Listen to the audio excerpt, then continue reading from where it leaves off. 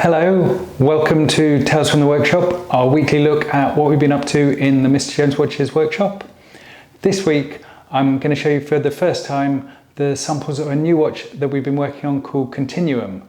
So this is a watch that's been designed in collaboration with Jaqueline Colley.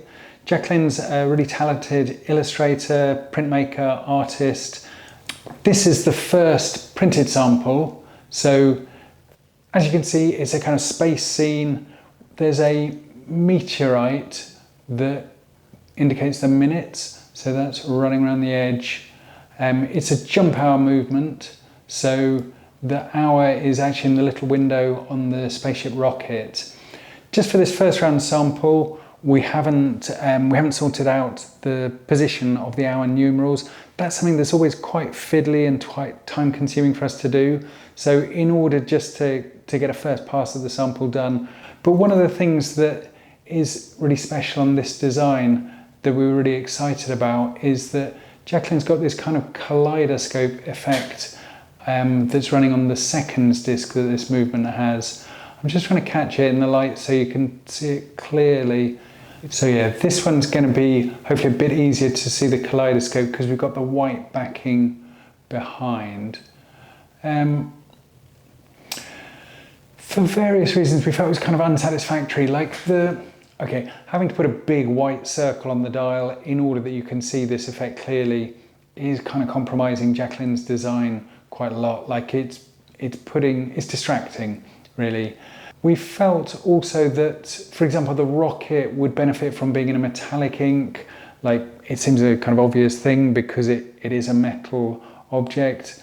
And also we felt like maybe the meteorite was getting a bit lost. Like, it's quite small compared to some of the other elements that are in there.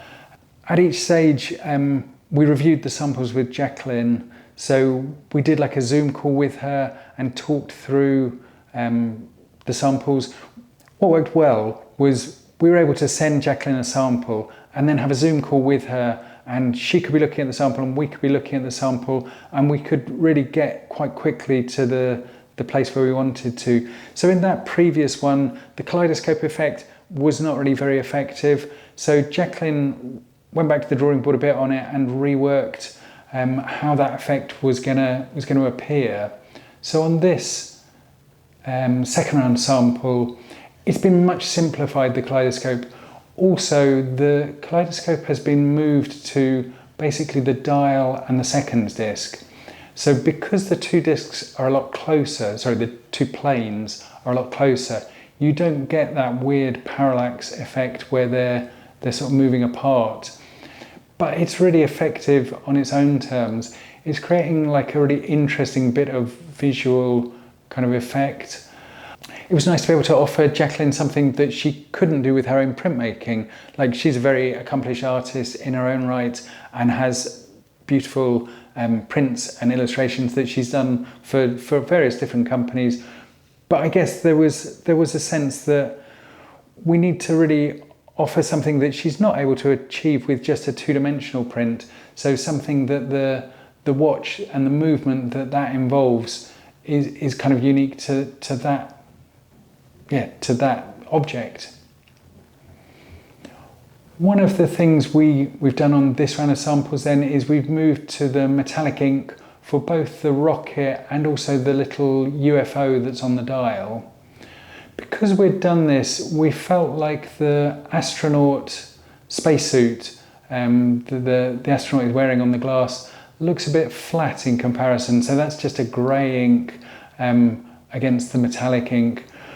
We felt like it was better to try some different effects. So we printed the astronaut spacesuit in a kind of iridescent ink.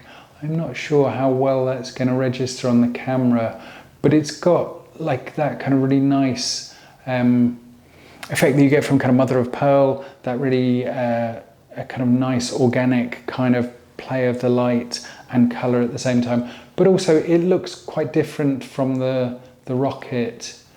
We're also experimenting with some different versions of the kaleidoscope. So this one's got just a fewer sort of rays emanating from the surface. So it makes a kind of different effect.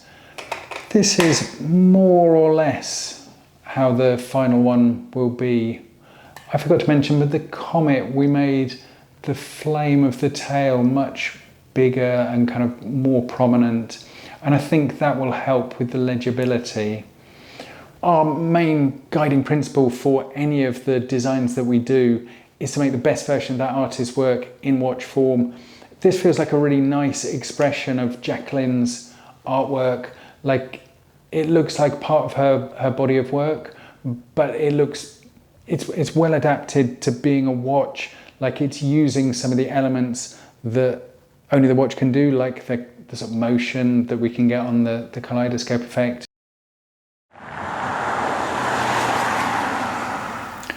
So the other thing we've been working on in the workshop this week is the special edition watch that we're making for the Windup Watch Fair in San Francisco. So this has now got a name. It is called San Fangcisco, and Honoria has done this cool little revised artwork for the case back that's just for the special version that is only available to visitors to the Windup Watch Fair San Francisco, which is happening at Fort Mason Gateway Pavilion, and the show is on Friday, May the 2nd through Sunday, May the 4th, and I very much hope to see some of you there.